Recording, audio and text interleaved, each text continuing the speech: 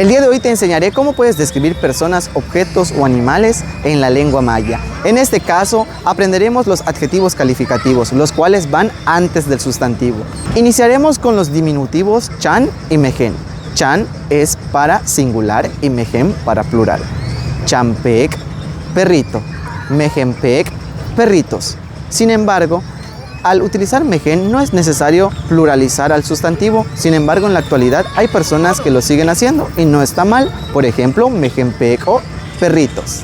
Y las palabras contrarias a estas serían nohoch en singular, grande, nukuch, grandes. Los ejemplos serían nohochche, que significa árbol grande. Y para plural, árboles grandes quedaría nukuchche, nukuchche, árboles grandes. Recuerden que no es necesario pluralizar porque nukuch ya es en plural. Sin embargo, hay personas que lo siguen haciendo y dirían nukuchcheu, nukuchcheu, que significa árboles grandes. Los últimos dos ejemplos de esta noche es blanco y negro.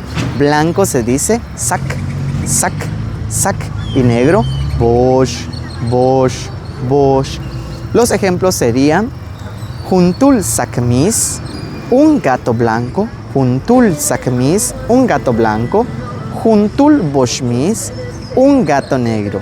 Juntul boshmis, un gato negro. Tú déjame algunos ejemplos con los cuales utilizarías estas palabras. Malo, cananta. Bueno, cuídate.